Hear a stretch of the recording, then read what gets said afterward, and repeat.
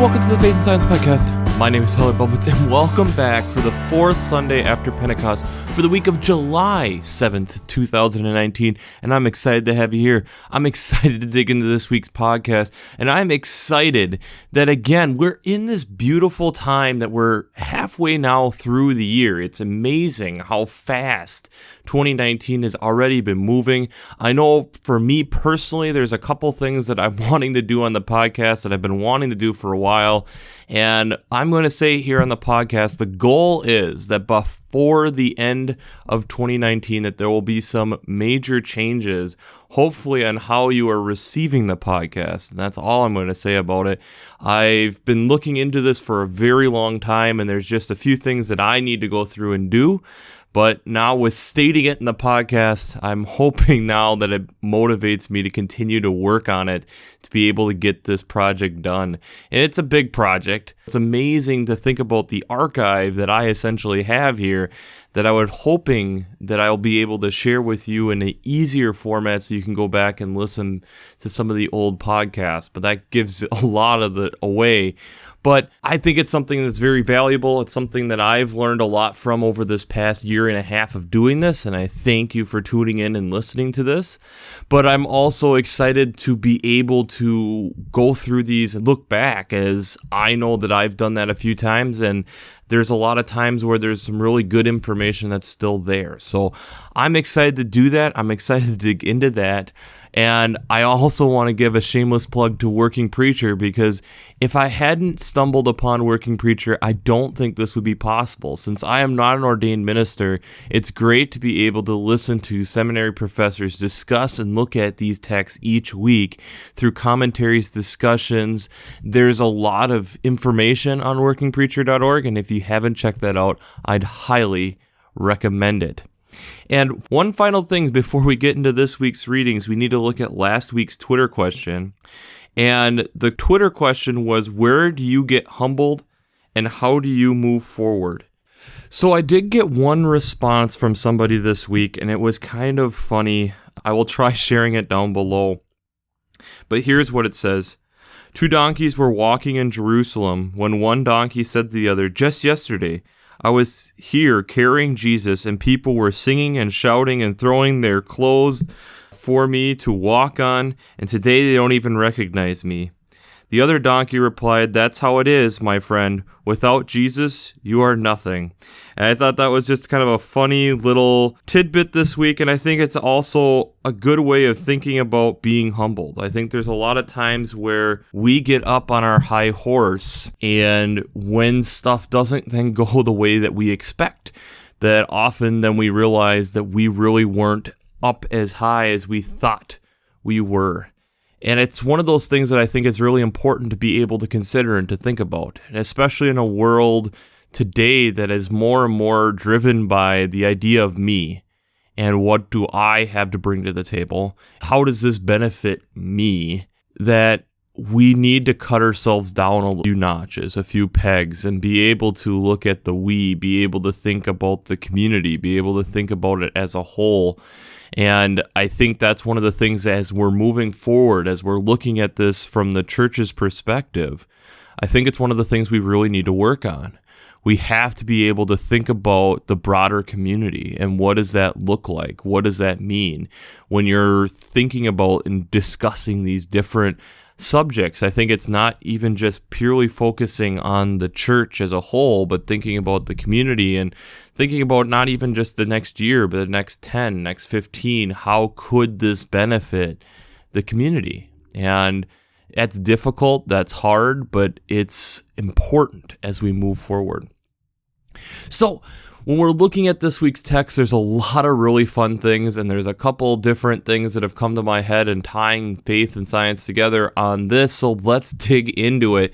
The gospel text is out of Luke chapter 10, verses 1 through 11 and 16 through 20.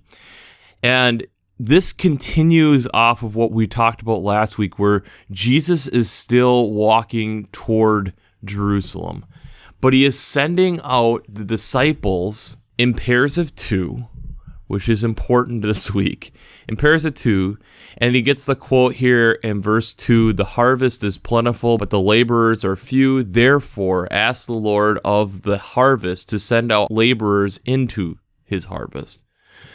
Go on your way. And so they go out, and Jesus then tells them how to appreciate the houses that they're welcomed into, what to do when they're not welcomed into, when your cities that you get welcomed into, what to do when you don't get welcomed into a city, what are you supposed to do?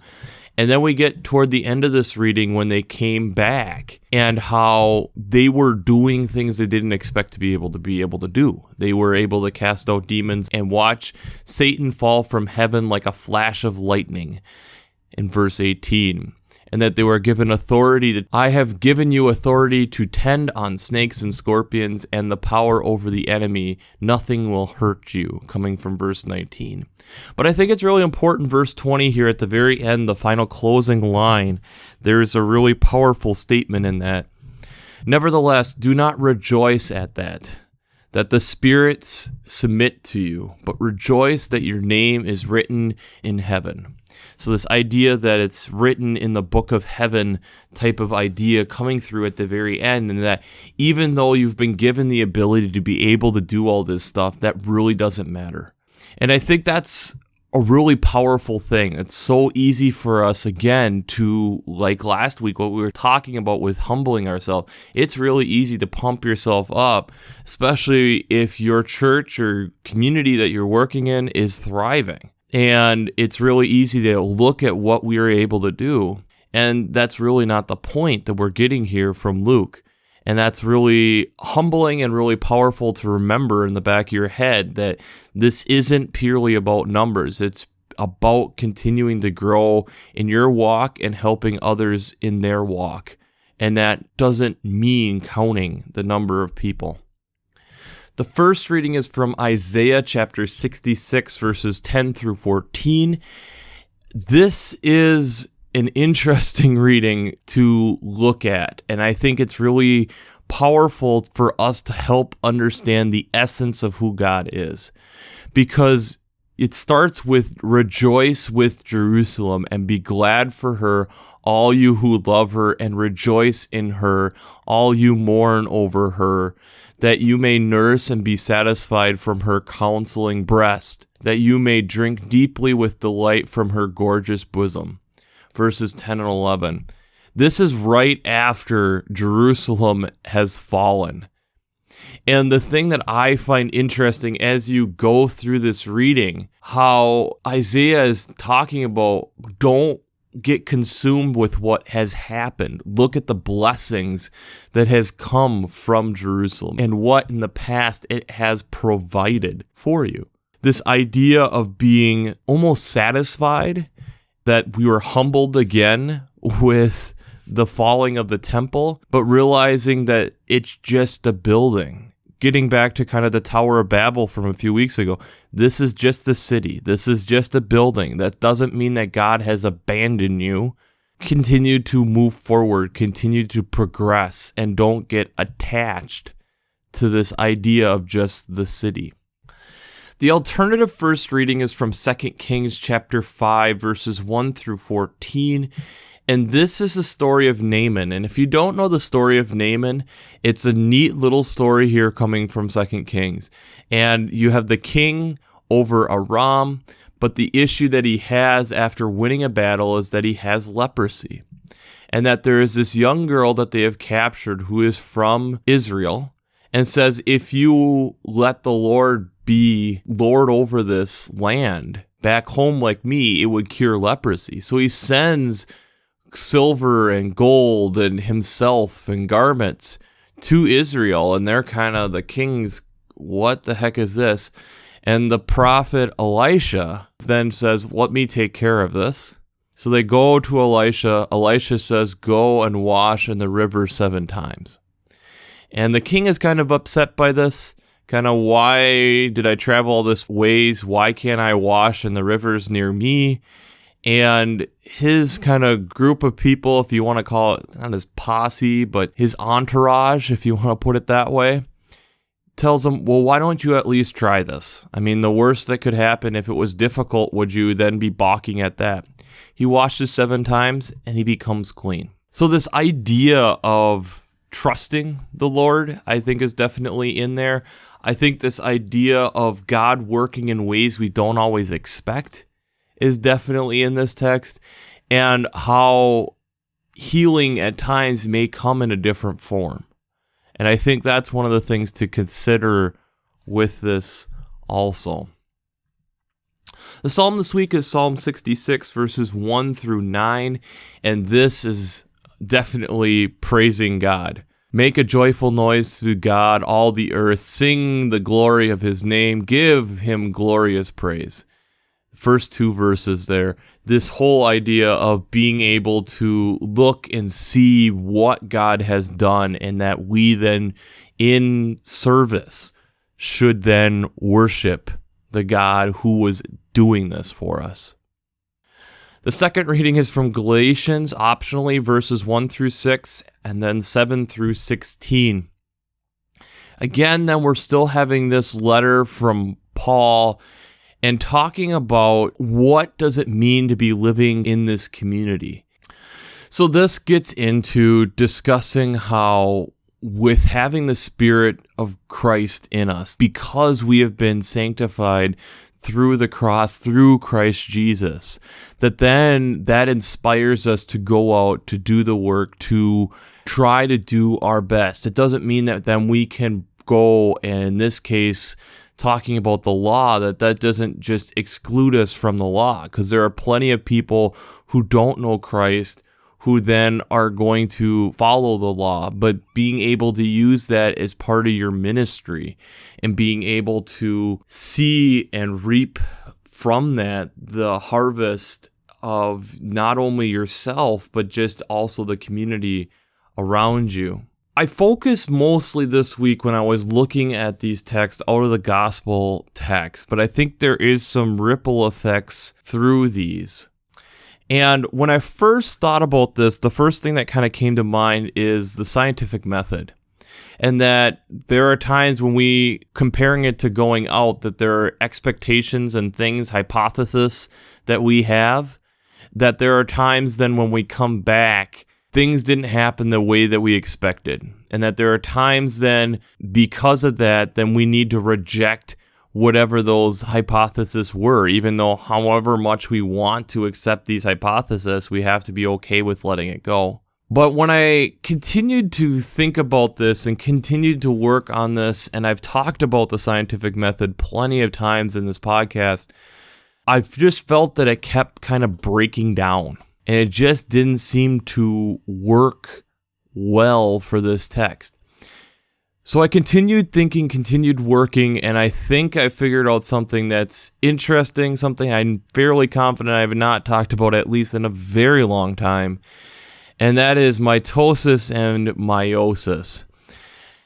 And I want to focus a little bit more initially here on meiosis. And meiosis is the process by which your sex cells go through reproduction to be able to make you. So this process of taking the genetic information from your parents, combining them, and that the cells getting it down to, okay, here is half of the remnant from your father, and then half the remnant from your mother, and sticking those together. And what do we get? We don't often know what that's going to bring. We don't often know what the result will be. There are times, as we've seen with how our genes divide, when we're going for a perfect 46 chromosomes, we sometimes get a little bit more and a little bit less, and that causes difficulty as we perceive it for that person. But most of the time it's fairly successful, but that's how you can get two brothers who are similar yet very different, is through that mixing of genes. And our cells do it too. Your cells, through the process of mitosis, are constantly dividing, continue so that you can live. And the reason I bring this up is when we're talking about Christ sending them out in pairs. I think it's really powerful, especially the meiosis image, that here you have two people bringing their genetic material together to create one, that they're working together to create one. How often, I think, in the faith, we need to consider that model with just faith, that we're bringing people together, 2, 3, to help one find their faith. And that we're not rejoicing, like it says in verse 20, you're not rejoicing based off of just purely all the things that you're able to do. You're rejoicing in the regards and the respect to the name being added to the book of heaven. That you're rejoicing in the idea of the name being there. And that's where, for me, I read this and interpret this as purely, it's not about the quantity. It's probably more focused on the quality of that. Because, granted, sure, two people could go and make some grand pronouncement in the town square and get all these people, but is there the depth? Is there the quality to that? If we're not spending the time to nurture that like you would a child, what's the point? If you want to take the meiosis model and you watch then as this single cell continues to divide to make a human being, it takes 9 months for that baby to be ready to enter the world. But it doesn't mean by any chance that that is a baby fully developed. And we could argue that it takes our whole lives to fully develop. And if you want to go based off the brain, it's till 25. That's the difference also between K-selected and R-selected species. Us being K-selected, that it takes longer development, like elephants, compared to mice, which are an R-selected species. This idea to me of two people coming together to produce one is also kind of like our faith. Because it's you and the Spirit of God coming together to write you, the new you, the changed you. To me, it's amazing then how you have throughout Scripture where 2 or more are gathered, 2 or 3 are gathered in my name. I am there also. I think this image of 2 becoming 1 is something that we can relate to, we can understand. And yet it's amazing to me how often when we are talking about faith, how often it isn't worked that way. It's usually one-on-one, which can be good. And we don't know how these people divided up. They went out in groups of 2 and they talked to a couple people and come back and reconvene. But I think it's also showing the importance of if you're doing some type of evangelistic method, you have to be able to have somebody to go and relate to, somebody to be able to go back to. Because even through the process of meiosis and mitosis, there is somebody, because it's going to divide. It's going to divide to make another one. This idea of working together, this idea that when things don't go our way, the way we expect, that that's okay. To realizing that we still just have to trust. Isn't that what we see through the Isaiah text and the 2 Kings text? And through that trusting, we still rejoice. And we can kind of hear some of those points of rejoicing, not in the aspect of a boastful way, but understanding that living with Christ may be difficult, but through that there is life. We are simple cells being come together in a magnificently complex, beautiful thing called being a human being, being a Homo sapien. But yet, we all started from a single cell. A single cell that combined the genetic materials from 2 other people to make you. And through that single cell, it divided multiple times. But no matter how you break it, it comes back to that you came from 2. You didn't come from 1. So when Christ, to me, is sending us out in 2s, it's because we originally started from 2. And hopefully through when we are sent out in 2s, we might have the privilege of adding another one to the book of heaven. That's the beautiful thing that we see. We can understand that in relationships, in families, but I think it's also corresponding and understanding that in faith that is so important. So the Twitter question this week will be this: where else do you see two becoming one? So I kind of have talked about this kind of in a natural sense with animals, I would say, some type of mammal. I would love to hear if there's other places where you are seeing two becoming one before they can become two again. And I also think it's really important when we look at this model and we think about it from faith, that we're bringing people together so that maybe one more person can find and learn about their faith, learn about this journey that we're on with Christ. And realizing that in that they should not be alone. That yes, they came to that realization. Let's find somebody to help them along that road. It's like we've talked about multiple times on this podcast. It's difficult because faith is both a community thing and an individualistic thing. And there's not a ton of things that are like that. Well, life is a combination of things working together in a community and as an individual. And we right now are in a world where we're glorifying the individual more than we ever have. And maybe we need to start looking at the community, because we originally started from a pair, not starting from one. So, we'll wrap this up as we always do. I pray God blesses you through your faith and amazes you through science.